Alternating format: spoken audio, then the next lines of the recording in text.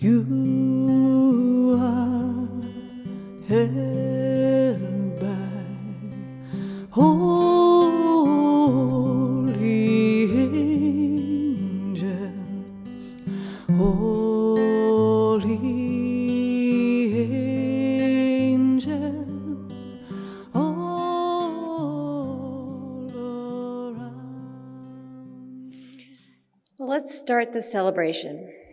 Welcome to the celebration of this 20th anniversary of Janet McKenzie's Jesus of the People. It's a real cause for celebration, and we have stories to share about the impact of this work over the past 20 years. We have work to do in opening our hearts and our minds, work to do in listening and continuing this very important conversation. This is not easy, and it is deeply important at this very critical time. So welcome. We need to make an addition to the programs that you have.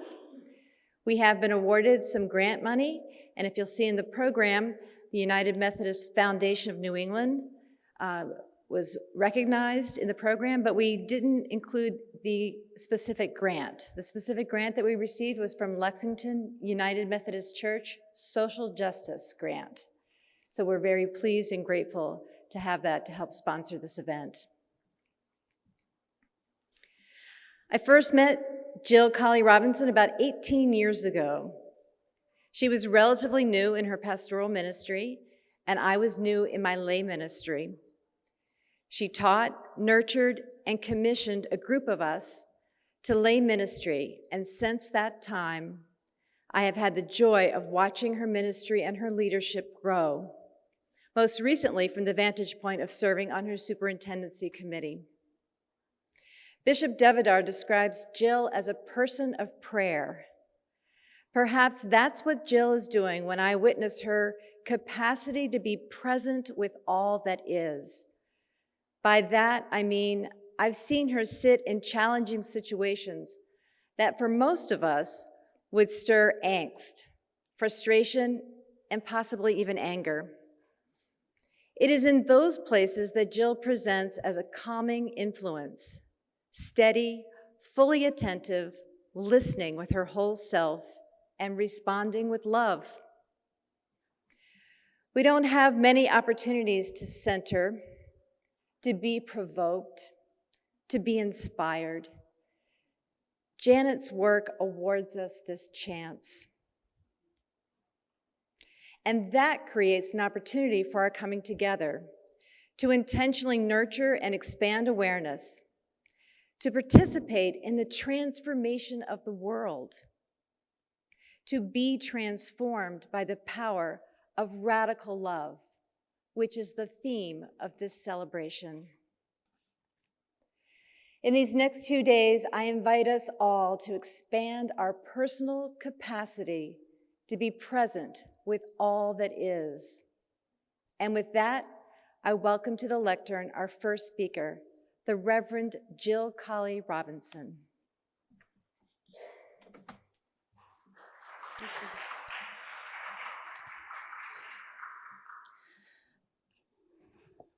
Good afternoon. It really is a privilege to be a part of this event today that began last evening and will continue through tomorrow.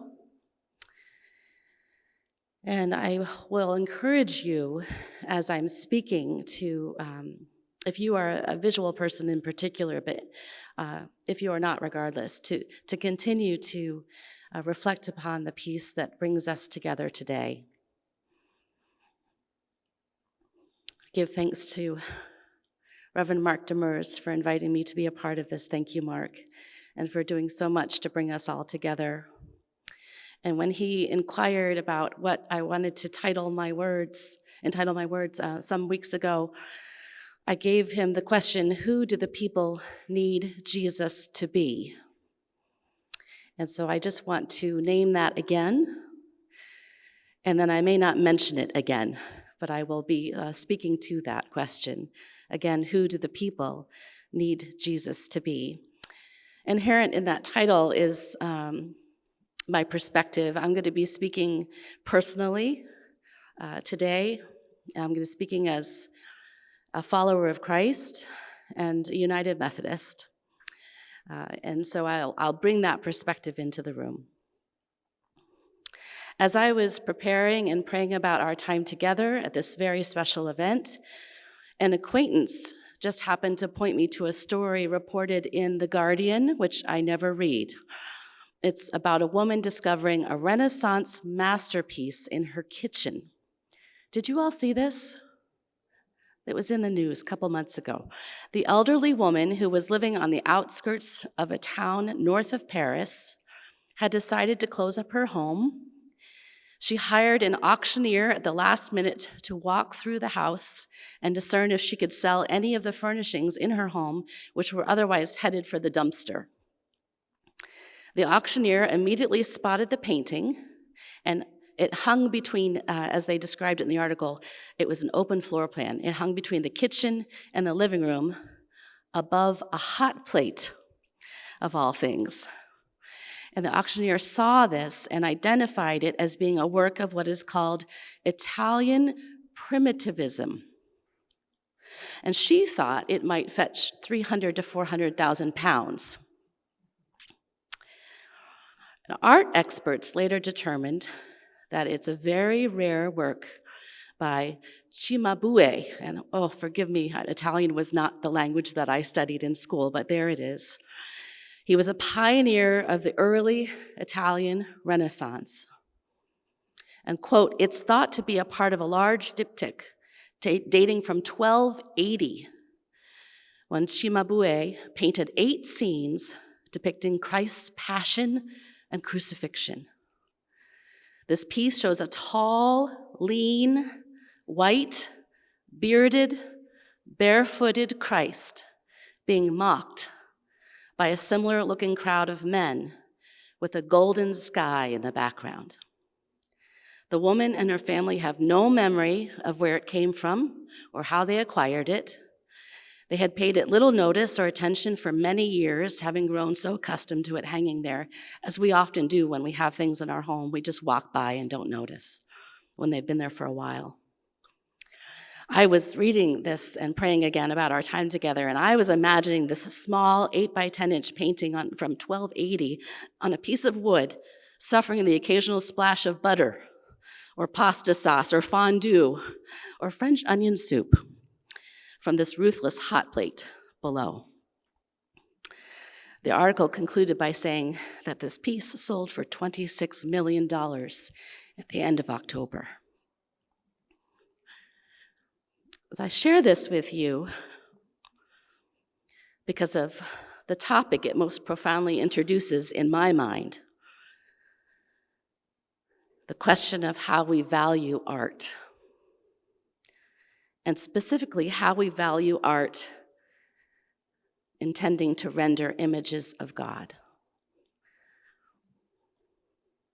There are many stories like the Cimabue of beautiful and influential art narrowly missing a tragic demise, the more legendary being Bach sonatas that were recognized and rescued just before being used to wrap fish and butter.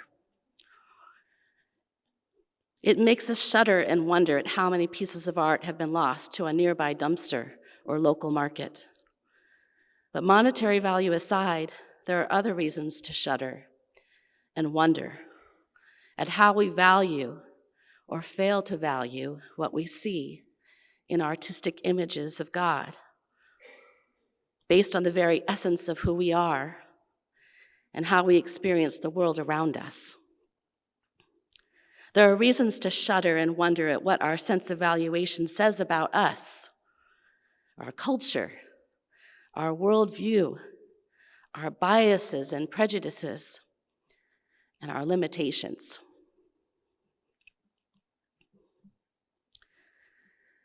Following an incredible 5-year pilgrimage that resulted in what I think was theologically groundbreaking work, a book called Saving Paradise, 2 authors, Rebecca Parker and Rita Nakashima Brock, begin their story with the provocative words, It took Jesus 1,000 years to die. And they write this not because it literally took him a millennium to die, but because artistic images of his death, or his being dead, his crucifixion, did not appear in churches, or anywhere else for that matter, until the 10th century. And as they put it in their book, we could not find a dead Jesus, not even one. It was just as the angel had said to the women looking for Jesus at the tomb. Why do you look for the living among the dead? He is not here. He most certainly was not. They go on to write that once he did begin to appear in images and artistic renderings in the 10th century and later as dead, it seems dying was all he could do in art and the way he was depicted. But up to that historical shift, Jesus was depicted alive and in paradise for 1,000 years of Christian art. Parker and Brock spend the rest of their treatise unpacking the early artistic depictions of paradise and what these images of Christ say about the Christian world, theology, identity, etc., of those first 1,000 years. And then they unpack the shift in focus to Christ's brutal murder and what this says about the Christian world and theology and identity and so forth. And so I ask with all of us here, what does it say about our world, however you define it? What does it say about us? And Janet McKenzie, where are you, Janet? Right. And Vermont, and Burlington First United Methodist Church. What does it say that Mackenzie's stunning Jesus of the People won the National Catholic Reporter's Jesus 2000 competition 20 years ago and is now being celebrated along with many of her other brilliant pieces this weekend? I hope you've walked around to see them all. Trusting that much will be spoken about this over this weekend, I want to approach the question of how we value artistic images of God and what that valuation says about us. And I want to do this in two theological terms, immanence and transcendence. Now, as a preacher, I don't usually go to theological terms because that sounds quite serious. But I'm going to, again, sort of give personal witness for these two. I've been preaching Jesus, his life, his teachings, his grace, mercy, and forgiveness in United Methodist churches for over 20 years. And I do so knowing full well that the historical Jesus and I do not necessarily share the same gender self-identity, the same racial identity or skin tone, the same physical features, the same ethnicity, the same language, the same socioeconomic class, even the same religion. But I cannot tell you how excited I was when I did some hasty research in June of 2015 that resulted in the following sermon introduction. This is how I began preaching that Sunday. I've been painfully aware for some years now that my 5'1" and 3/4 in the morning, I'm going to say in the morning when I'm tallest, is below average. Vertically challenged. What's the word for it? Short. Painfully aware that chairs and shelves and bicycles and pulpits are designed for the modern day averages of 5'4" to 5'9" and growing taller by the decade. And years ago, even before one of my churches built a step-up platform for me so they could see more than just my forehead when I stood behind the pulpit, right? I adopted a motto. The motto is, small is the new tall. Can I hear an amen from anyone, right? So in a long line of proud, short women in my family, I stood tall on the inside on the day I first heard a polished a cappella rendering of the song, Short People Got No Reason to Live. Do you know this song? Okay. I embraced J.R.R. Tolkien when he wrote, even the smallest person can change the course of the future. And then, Then I met Jesus, not for the first time, but all over again, when I learned that he was most probably about 156 centimeters tall, the average height of a Palestinian Jewish man living in the first century. 156 centimeters, for those of us who don't know how to do our conversions in our head, is in US standard units 5 feet 1+ inches. Yes, that's me, right? Yes, now we're talking, and that's where I started really preaching, right? All right, so that was my sermon intro for that morning after my brief research. Why was I so excited about this potential similarity in our height? Because for me, it was a silly, but admittedly meaningful point of connection. Jesus the Christ knows what it's like to be me, to see and experience the world from my vantage point. Jesus, in my mind's eye and vivid imagination, even looks a little bit like me, and I like him. And if he knows what it's like to be me in this way, how many other ways does he know what it's like to be me in my struggles and my delights? And how many other ways might I endeavor to see, experience, and treat the world I live in from his vantage point? This is one way of speaking about God's immanence, that theological term I offered a moment ago. It's a term that comes from the Latin immanere, which means to dwell in, to remain. In my own experience and that of so many whom I've encountered, there is a longing in many of us for the divine to dwell with us, even within us, to remain with us, to be fully present in the physical world and thus accessible to us. There's a longing for what Celtic spirituality calls a thin place, where the boundary between heaven and earth is especially thin. There's a longing in many of us for God to be fully present. And in Jesus' case, incarnational, fully human, fully like us, fully with us, fully knowing us, what we suffer and what we endure, what we enjoy and what we dream, what we taste, touch, hear, smell, and see, and even and especially in this day and age, what we fear.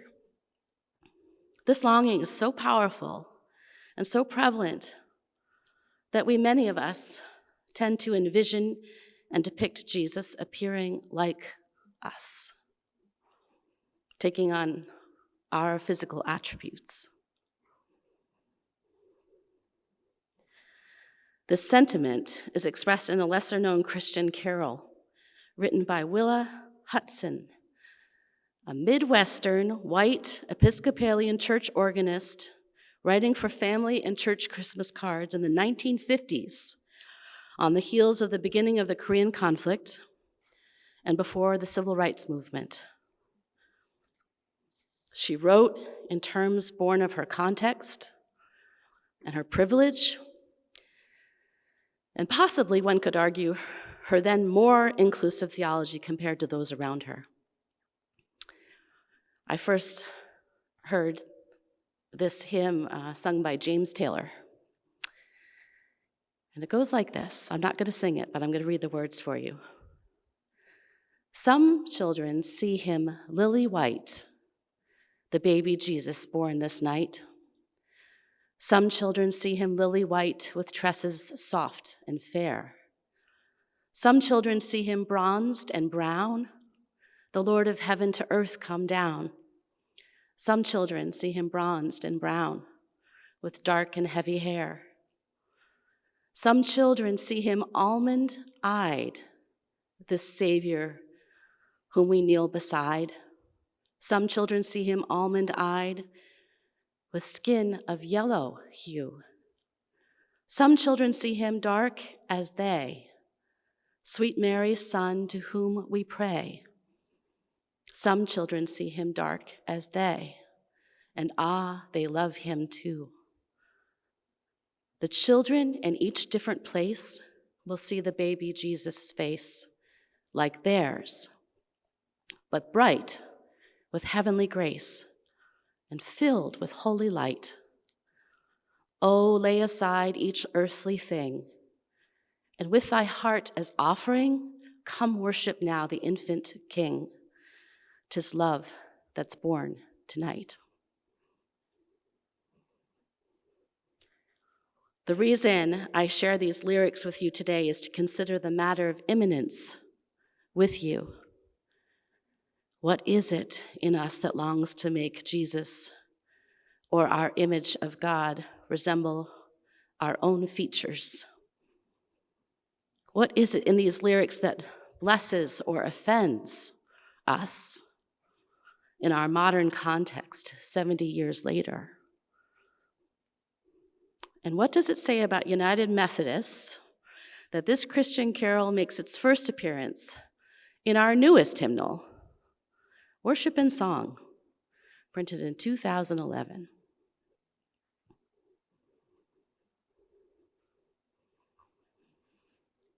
I'm going to leave those questions out there for us to ponder, to pray about, and move for a moment to transcendence. When I was a child living in the suburbs of Pittsburgh, Pennsylvania, my school took a field trip to the Pittsburgh Zoo. And I'll never forget my first visit to the Poisonous Animals House. If you were in elementary school, would you go to the Poisonous Animals House? You might be drawn to it. My 11-year-old is saying, oh, yes.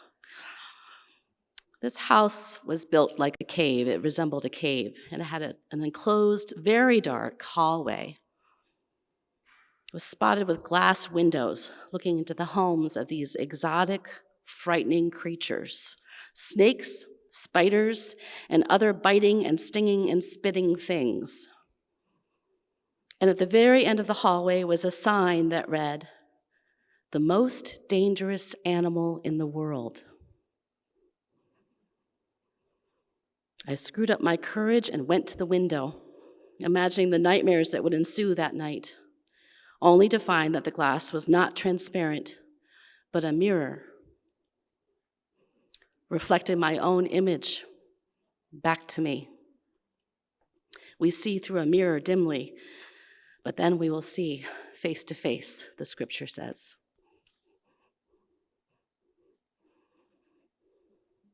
The most dangerous animal in the world.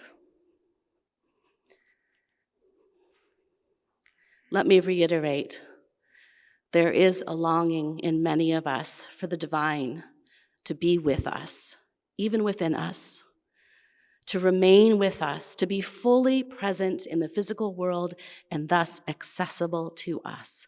But there is simultaneously a longing in many of us for a God who is wholly other than we are, and independent of and separate from the material world, who in no way resembles the most dangerous animal in the world, who is more powerful, more wise, more loving, more forgiving, more peaceful, more lasting, more of all that is good and life-giving than the experiences that we have, the lesser equivalents in our day-to-day. There is a longing in many of us for a God who accompanies us through the worst that we face without in any way being weakened as we are by the journey. A God who is powerful enough and other enough to save us from ourselves and our situations. In this respect, we tend to depict Jesus or our image of God, if we do it all, in ways that are less incarnational, less enfleshed, and more elemental and other. Water, sky, light, the harmony of the spheres, and so on. Mahatma Gandhi once wrote about transcendence this way. In his spiritual message to the world in 1931, he said, "There is an indefinable, mysterious power that pervades everything. I feel it, though I do not see it. It is this unseen power that makes itself felt and yet defies all proof because it's so unlike all that I perceive through my senses. It transcends the senses." Transcendence. Other.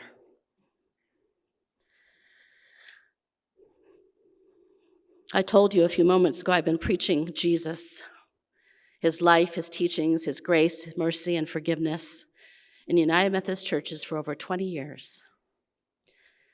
And I have done so knowing full well that as a person who self-identifies with the dominant, white, privileged culture in New England, I have done so knowing that most of the artistic images of Christ that I have been exposed to, despite my efforts to the contrary, reflected Jesus who is also white or light-skinned, bearded, sometimes blue-eyed, and often dressed in light, bright, clean clothing so much he could be an advertisement for a detergent. In other words, except for the beard, he is artistically and dramatically rendered as sharing many of my physical and even socioeconomic attributes. And because of this, he's depicted nothing like what he truly was historically. I have preached all these years living into what I can only describe as an acute tension. It's a tension between immanence, wanting God to be just like me in so many ways, and having that immanence reinforced by the dominant culture and the images around me. A tension between that and his historical reality of who he really was when he walked on this earth. And that tension has been profoundly deepened by the understanding, again, speaking from my own privilege and the dominant culture of today in this part of the world, my understanding that the historical Jesus was publicly executed by members of his dominant culture of the day. The dominant culture in the place where he lived. And it was done in a city filled to overflowing with people from many different regional cultures and races and creeds.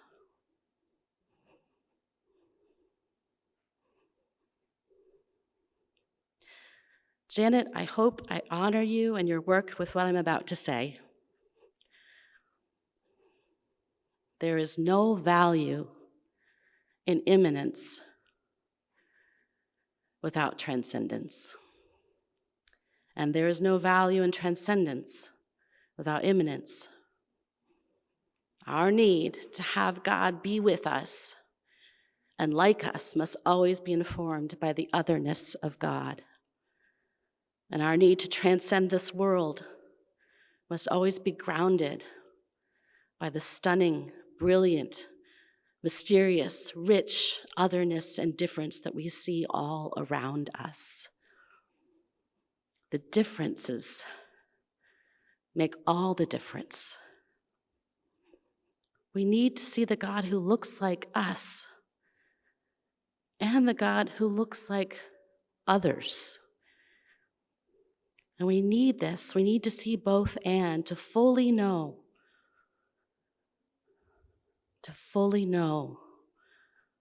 the power that transcends the hardest pieces of our lives. We can lay no claim and place no value on immanence if we deny this privilege to others. And we only devalue and deny ourselves and our experience of the vastness and intricacies of the holy if we attempt to do so. We must never, and we shouldn't have to say it, but I say it because we have. We must never confuse privilege and dominance with immanence and incarnation. Thus we fulfill the title that I saw above my reflection in the mirror at the zoo as a child so long ago. What was it again? The most dangerous animal in the world, when we deny someone's privilege of knowing Christ and Christ like us. So I go back to Saving Paradise for just a moment. In art, it took Jesus 1,000 years to die.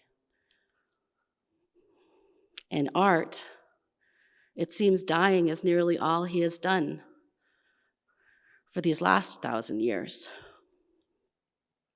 And so I ask us, is it not now finally time for Christ to live again, powerfully, alive, transcendently looking like all of us, each of us, everyone, before our very eyes and in our midst? Have we grown so accustomed to him hanging there before us that we have forgotten or failed to recognize his worth? Is it not now finally time for Christ to fully live again before us, so that in the words of that older Christmas hymn, the children in each different place will see Jesus' face, like theirs, or like yours, but bright with heavenly grace and filled with holy light. Thank you, Janet, for bringing Christ alive for us. I wanted to write, thank you for resurrecting Christ, for bringing him to us in this alive way, alive because it's for all of us. Thank you for shedding holy, prismatic, multi-hued light upon the Jesus we so desperately need. Thanks be to God.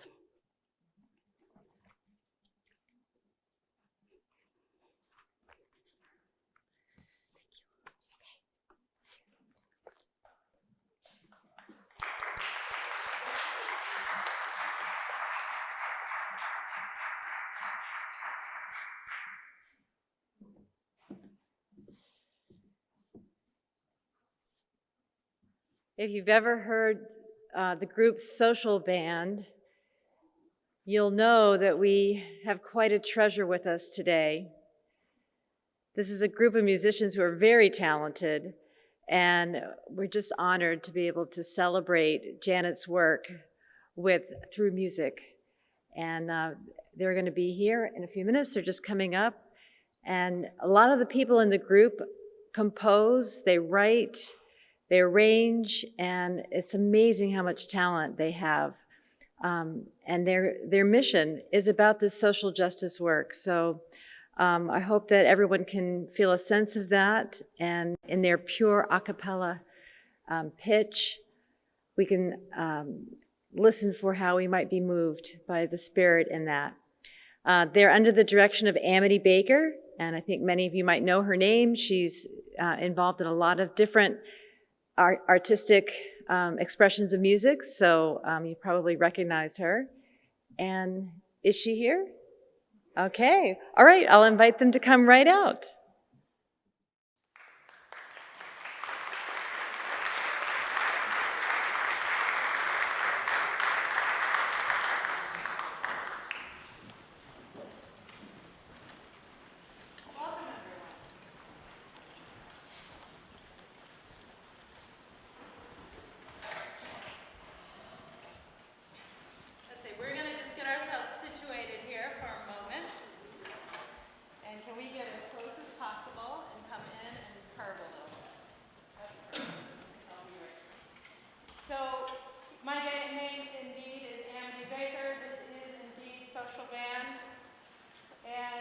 will sing two songs for you and one song with you.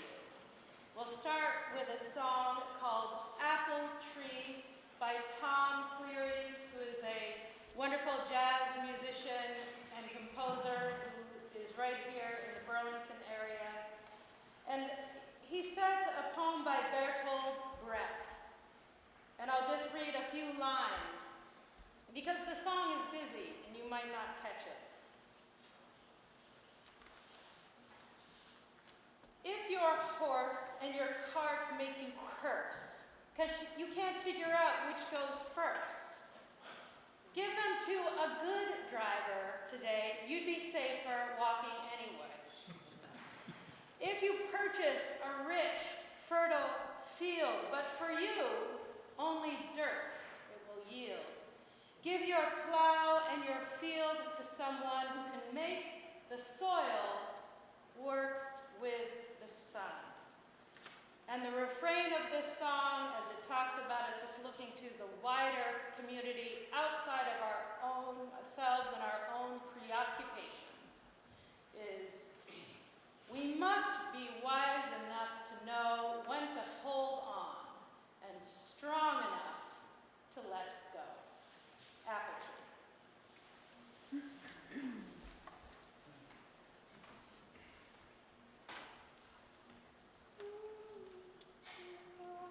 Yeah, that sounds right.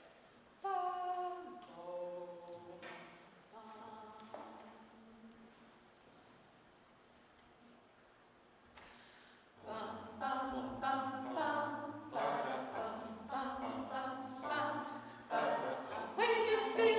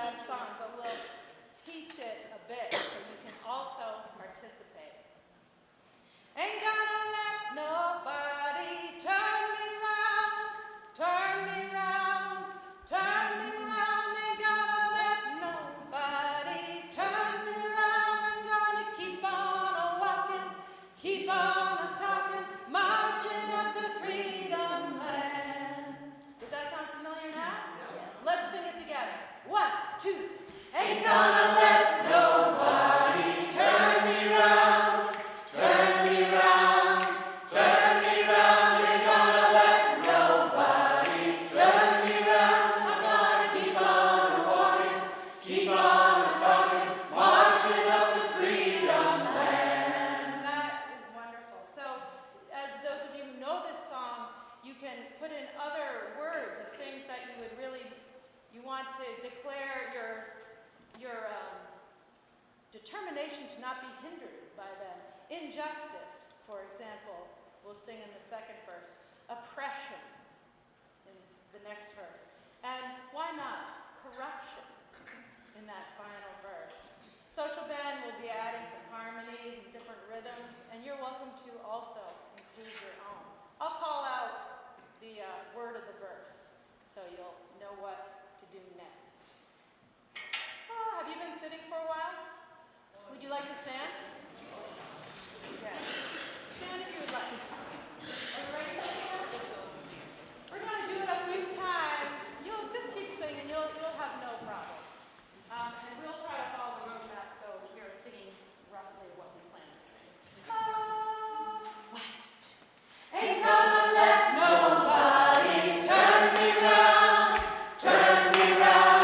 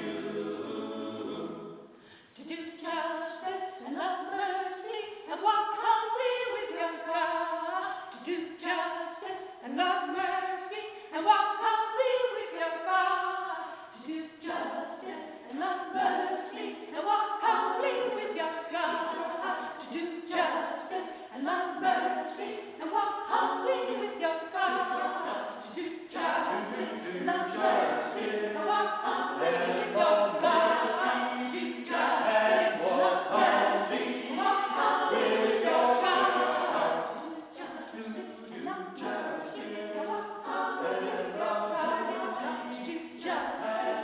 mercy, and walk humbly with your God. To do justice and love mercy, and walk humbly with your God. To do justice and love mercy, and walk humbly with your God. To do justice and love mercy, and walk humbly with your God. To do justice and love mercy, and walk humbly with your God. To do justice and love mercy, and walk humbly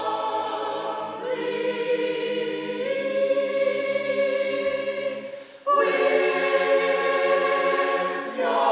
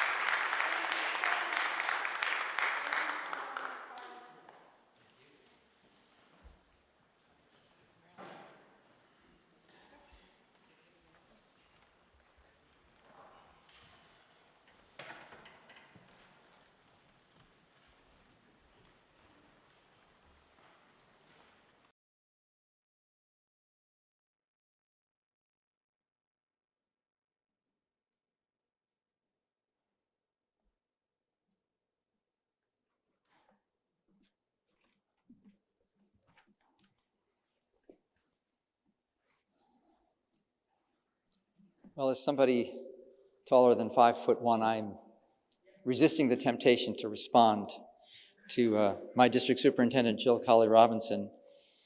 I will say, I'm Reverend Mark Demers, the pastor here. I will say that I married someone who I guess is, I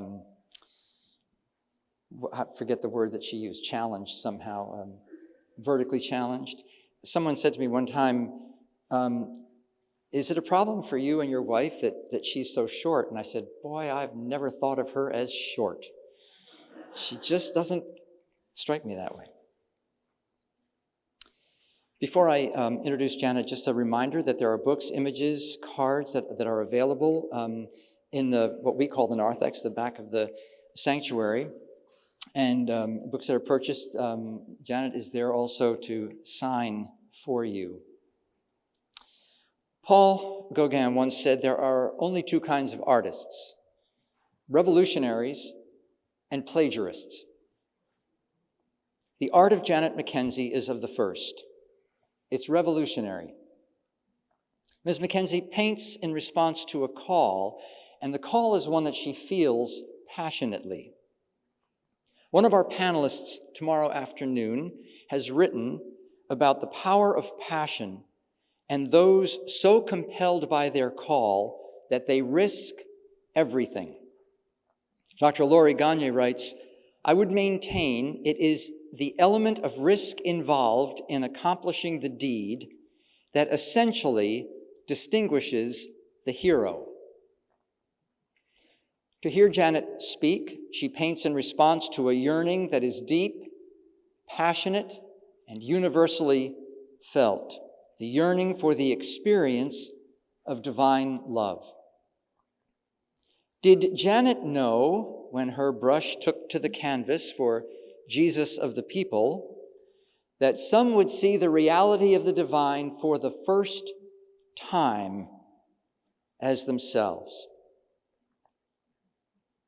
And others would look at the image and be so threatened that they were compelled to threaten her. Such is the risk the revolutionary artist takes. Easier to choose the road traveled by one's predecessors, where all the risks have been taken and no new ground need be trod. Ms. McKenzie is not such a one. Hers is the work and the art of a revolutionary, soft-spoken, but with brush in hand, as articulate as any theologian, as effective as any activist, as powerful as any public policy. What a blessing and what a gift. Indeed, what an honor to celebrate with one committed giving voice through canvas and color to those who for too long have been silenced and rendered invisible. Please join me in welcoming Vermont's revolutionary artist, Janet McKenzie.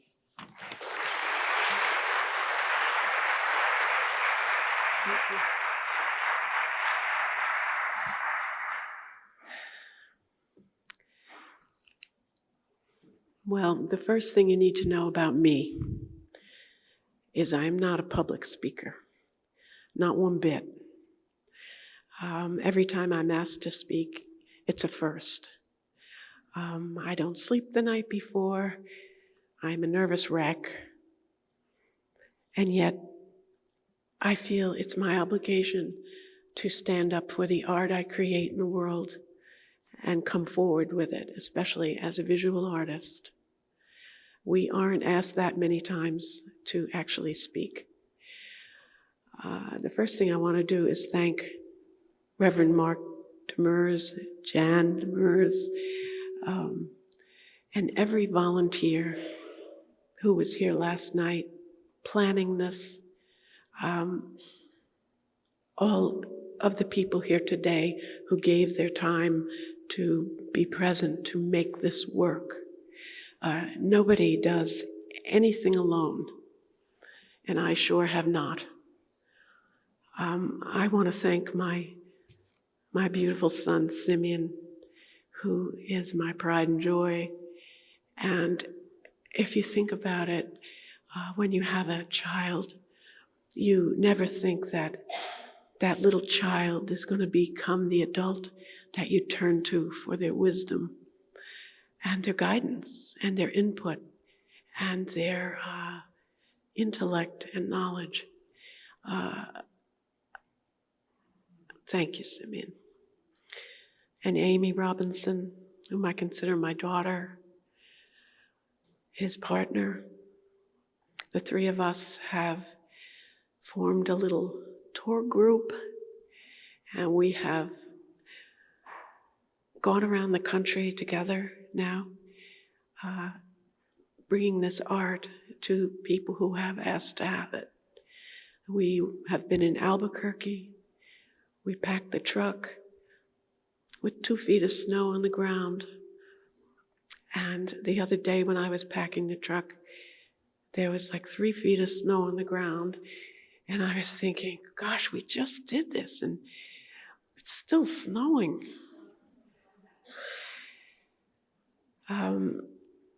We had an amazing time at the Universal Christ Conference with Father Richard Rohr. And I had to speak before 2,300 people with another 2,800 webcasting. And a strange thing happened. I forgot that there were great big screens. And I just wound up talking to Simeon and Amy. And it went well.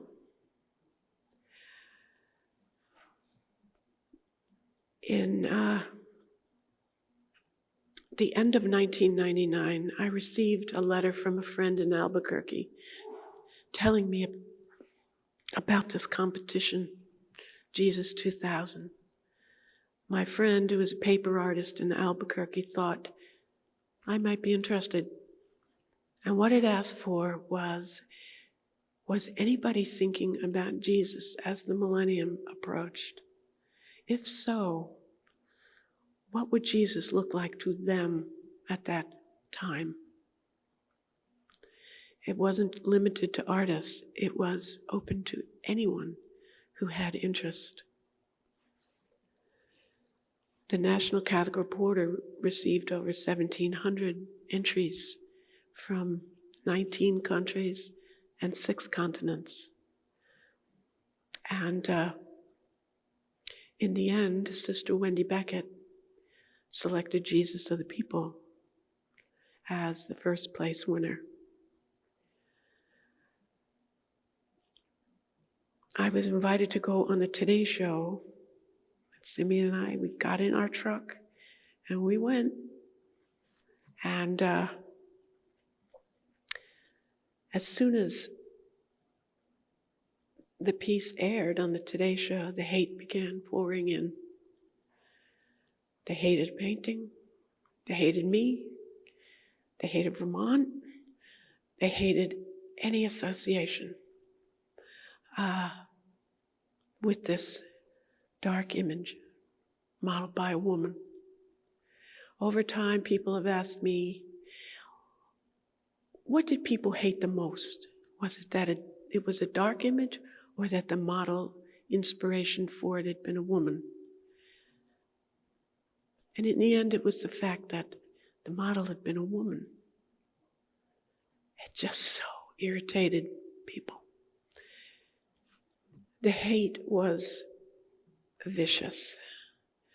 I know that the National Catholic Reporter kept the worst of it away from me. But I received enough to know how bad it was. My mail was separated for fear of letter bombs, and I live in Island Pond in the Northeast Kingdom, 2,000 feet high in a tiny little town. Westboro Baptist Church wrote a hate-infused letter tying Jesus of the People into the Civil Union Bill, sent the same hate mail to Senator Patrick Leahy, Bernie Sanders, then Governor Howard Dean. I wouldn't even share with you the vileness of their language and how threatening they were. But they wound up saying they were going to come and picket in front of my studio. I've been asked over these 20 years if I was ever afraid. And I think there's been 2 times. One was preparing to go to Charlottesville in October of this year. And the other time was when the Westboro Baptist Church said they were coming, because my neighbors up there decided they were going to defend me no matter what. They didn't all necessarily agree with my interpretation of Jesus, but being Vermonters more than I am, they did want to defend my right to create my own image. And so there were talks of shotguns, people lining up on the street. My neighbor, my elderly neighbor, put her rocking chair out on her porch. She was so excited about what was going to happen. It was going to be dangerous, and in her eyes, fun. And I was thinking, what if somebody gets hurt? What if somebody is physically harmed and I can't protect them? I can't protect anybody. And so I worried, I fretted, I tried to figure it out, and I couldn't ultimately. But I'll tell you something. We had the biggest blizzard the day they were supposed to come. And if ever I thought God had a sense of humor, it was then. It was then. And I just to interject this 20-year range of responses. It's sad to think, but true. When we were in Charlottesville, there was a pastor who didn't like Jesus of the People. And in the end, to make a very long story short, he did wind up carrying the reproduction of Jesus, the people, away with him in his arms. And as I watched him, knowing he didn't like it, I could see Jesus, the people's eyes over his shoulders and looking at me. And I was almost, it was so ironic. It was as though I'm here to change the dynamic. I am here to remind people that we are all created equally and beautifully in God's likeness. And I'm staying down here in Charlottesville, and I'm going to do the work I'm supposed to do here. And that's been the path of this painting. It's called to somewhere, and it affects people. I can talk about this painting even as though it's not mine, or as though I didn't actually paint it, because I've really come to feel I'm just a guardian for this work in this world at this point. I was just a technician. What this painting has been able to do is humbling. I make the decisions for it. I've had a lot of guidance. I've had people who have stepped up and been mentors to me when I've been at my wit's end about decisions about it. And they've helped me. They've guided me. Whoopi Goldberg, her manager called me up. She saw it on CNN and she decided, I'm not going to buy that. And this nice manager called me up and said, well, hi, I'm Whoopi Goldberg's manager and she'd like to buy the painting. All right, I said, I didn't know what to say. So I said, well, have her give me a call. A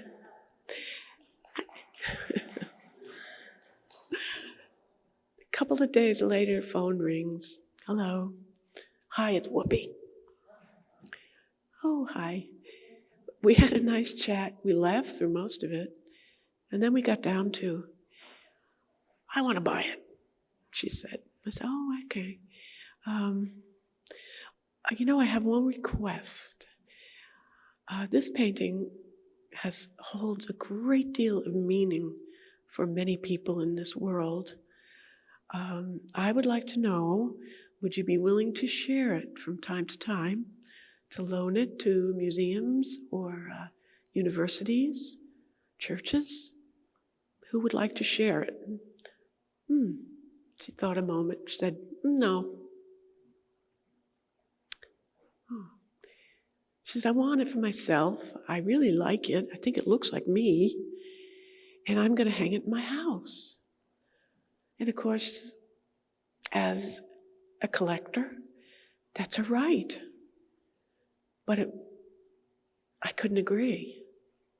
So I had to say, I'm very sorry, but it belongs in the world.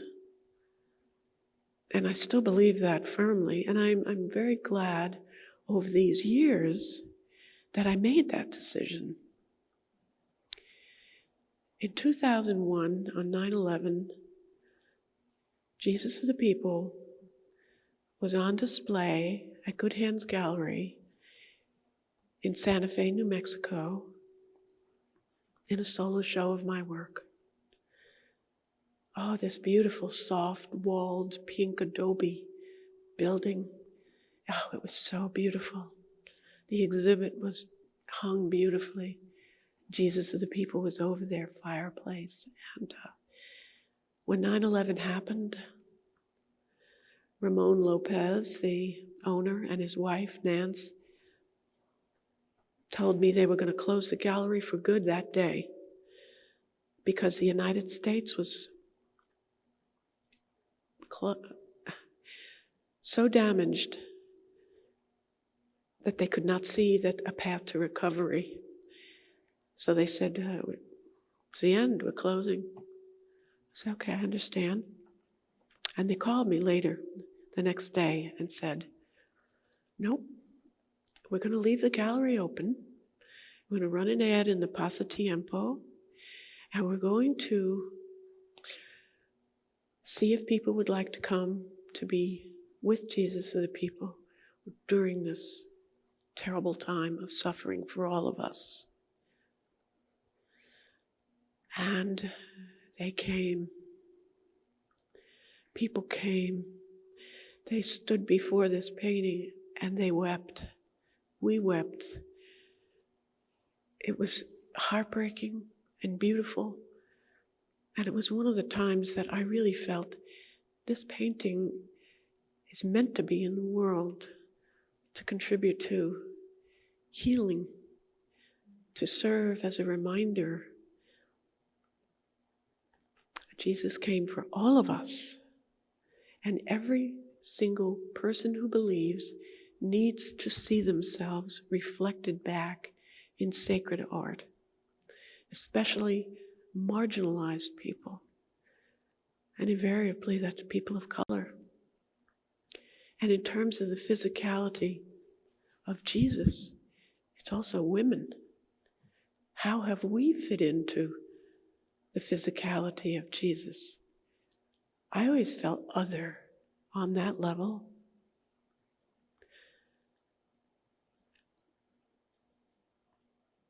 The original beginning concept for Jesus of the people had to do with a 15-year-old boy, my nephew, Elliot, who was having a hard adolescent time. Adopted, African American, he was a crack baby. My sister adopted him as a single white parent.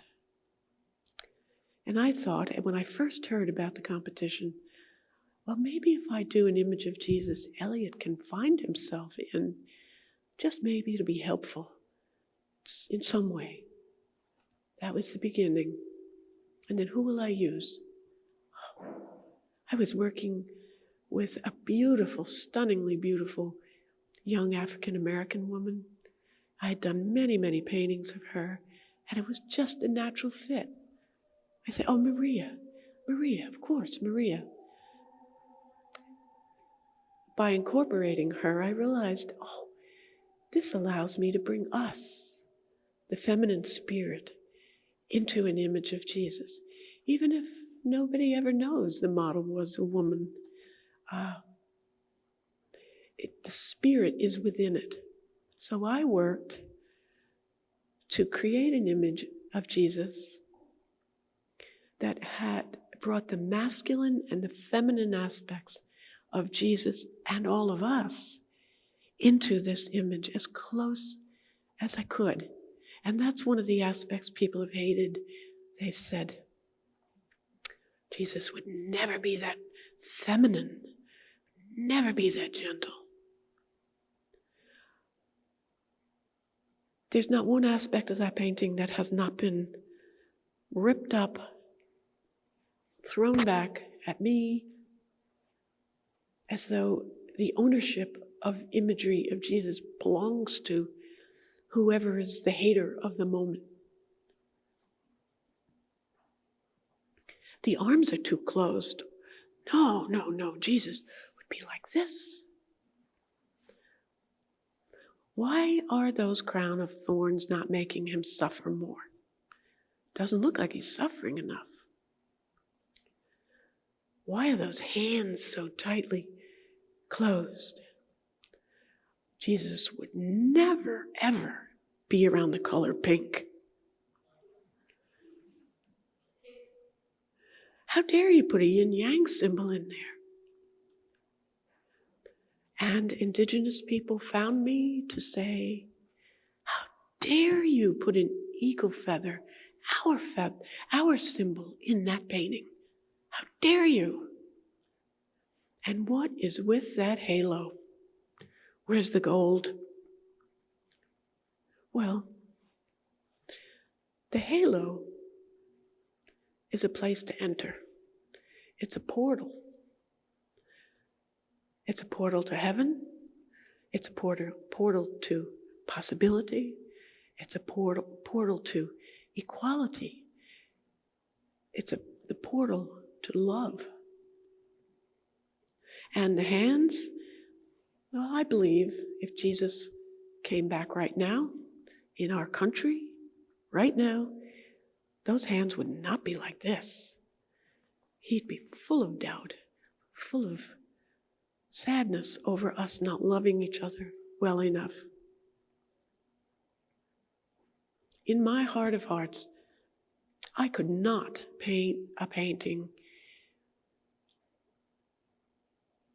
that did not celebrate and include people of color, women, disenfranchised, marginalized. One thing I've learned on this path is that people have attachments to their image of Jesus, whether it's Warner Sallman's head of Christ or medieval images. And that's a beautiful thing. Jesus of the People was created not to replace those images, and some of the hate I received came from places of fear, as though I have to love this image of Jesus like I love my image of Jesus, whatever it is. Whatever image of Jesus provides comfort is the image that's right for you. And don't people of color and women deserve to feel the same way? Of course. This is in addition to, just like there'll be more beyond me and my lifetime. That is as it should be. Jesus of the People has been embraced as a true icon of our time. That's not to say I still don't get hate mail. I do. I got this letter in 2019, but it was written in the year 2000. And it was written by a woman, I assume it's a woman, maybe not. N.M. Segers from New Orleans. And she wrote that to the former editor of the National Catholic Reporter in Kansas City, Mr. Farrell. In the 3 weeks since the article, Rethinking Jesus by Associated Press writer David Crary appeared in the Times-Picayune, I have personally felt aghast at your willingness to promote debate via your ill-conceived contest. In my opinion, one need look no further for the Antichrist.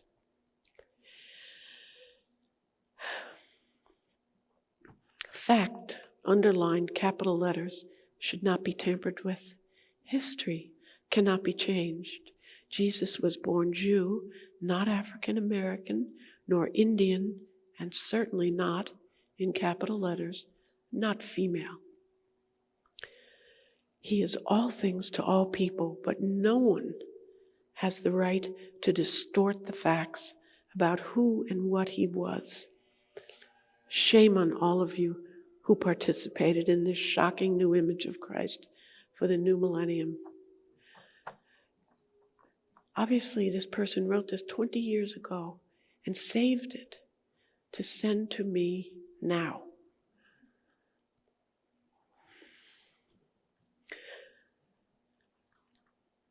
Here's an email that's 20 years old. This person would be now 37 years old because she was 17 when she wrote it. She says this, "Hello, I know you do not know me, so let me introduce myself. My name is Shana Thomas. I have recently seen your prized work of Jesus in Jet magazine, and I have to say, every time I look at it, I almost cry. It is so powerful, the way he's standing there, the expression on his face, and all the symbols and representations you have in that one picture that represent all of us.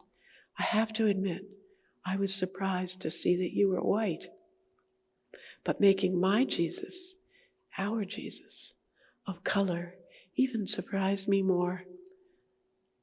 I hope that this picture will let everyone in this world know and finally realize that Jesus was not blonde-haired and blue-eyed, but made in all of our images together.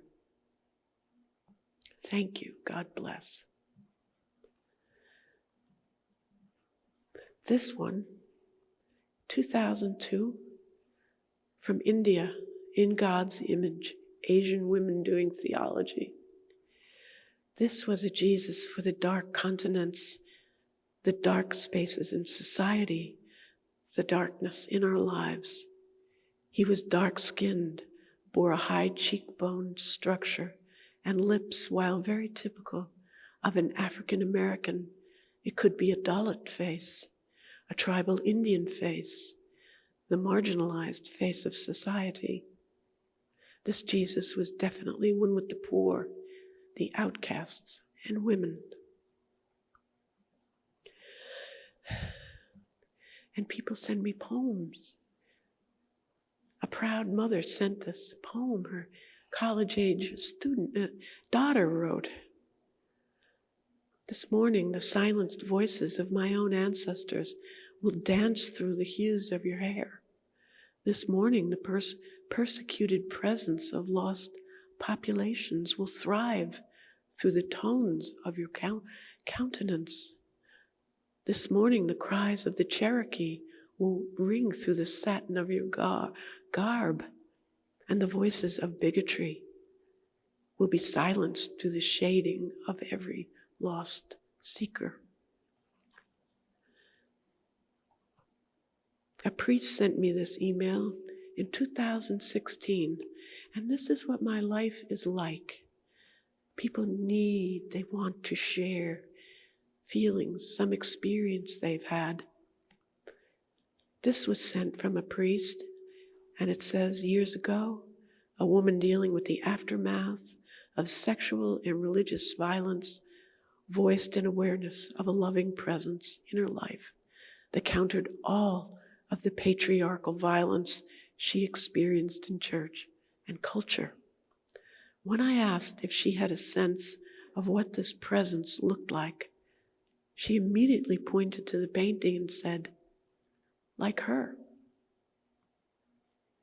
Yesterday, a man leaving my office pointed to it and said, "Who is that saintly figure? I just want to look into those eyes for a minute."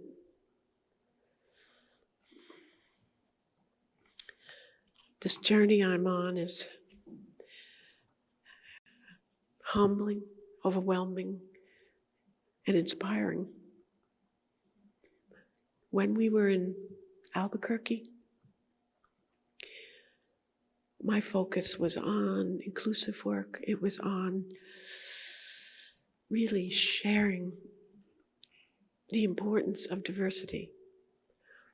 And you never know the response to your work. And at the end, I was so surprised because it was Joseph and Jesus, which is this painting right here, that had an enormous impact.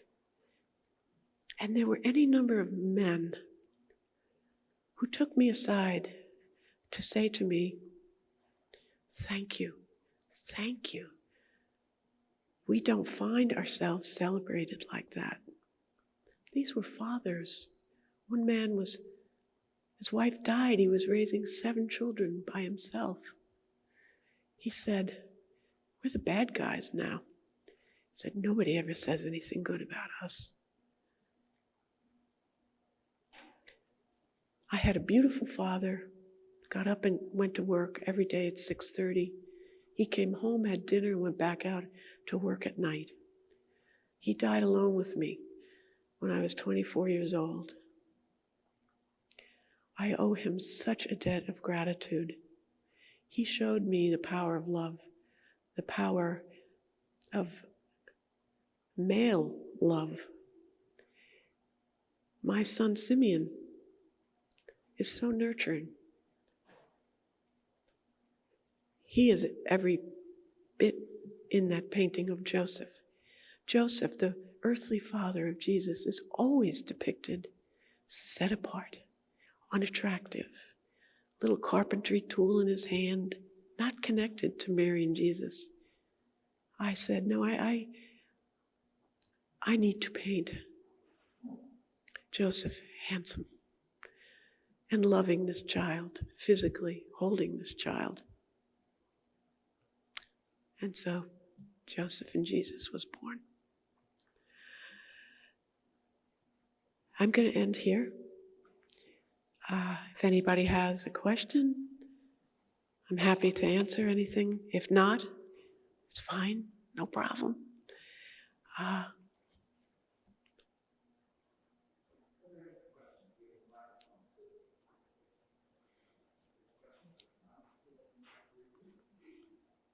If not, that's fine. Do you?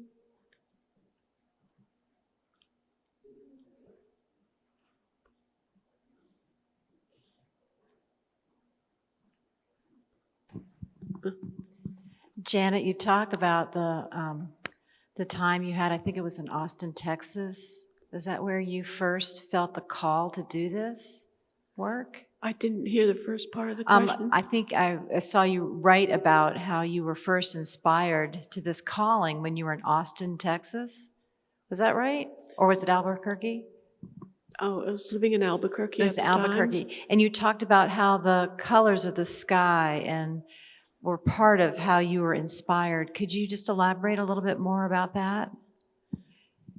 Well, as an Easterner, I was not used to those broad skies and that gorgeous blueness. It was just breathtaking to me and inspiring, and that blue just infused the work. I did the first 8 spiritually specific paintings in Albuquerque. Really, the transition happened there because of the spirituality found in the land. As you looked at the mountains, they seemed to be breathing like indigenous people know they do.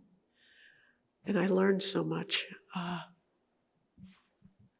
One day I took a metal cemetery cross up in Ghost Ranch, and I painted it on Good Friday up against the sky in the mesas, and the only sound was the sound of the raven's wings in the air, because the air was so thin. Ever since I've been painting sacred work, I know I have found my calling. It took me a very long time to get to this place, and it started in the mid-90s. And as I was saying to Simeon this morning, I really feel like I've just begun. So.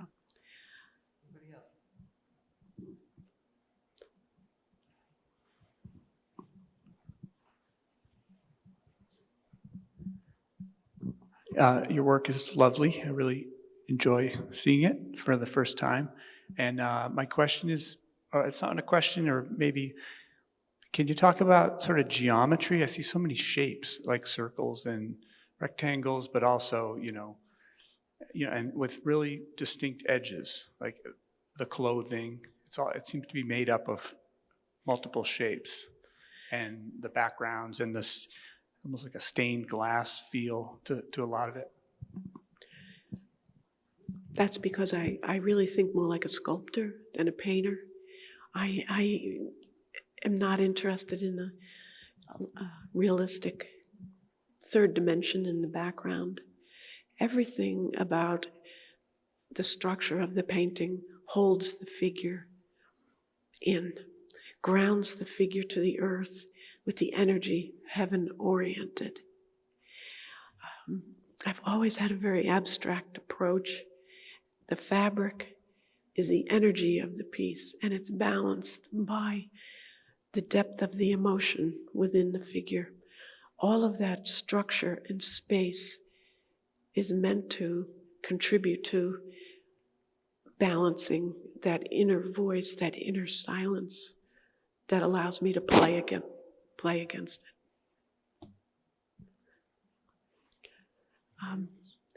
I was thinking, is there a question, or maybe I'd like to play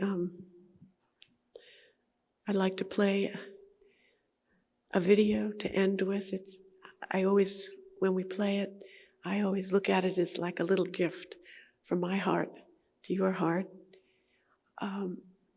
It's called Hope.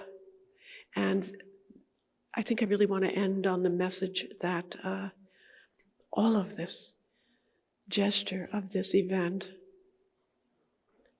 is really about hope. It's hope for the future. It's hope that we can really love each other more and respect each other more. So I'm going to play the video now, and I hope you like it.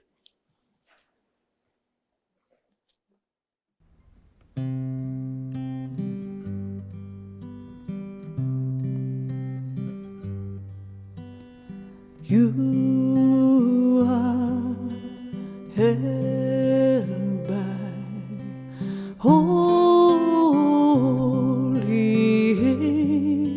angels, holy angels, all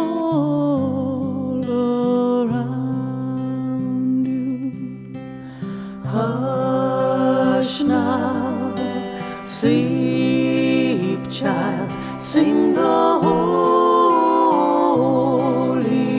angels. We are holding you. You can rest. Morning will come, child. The dawn will break through the darkness. We are holding you through the light of the newborn day.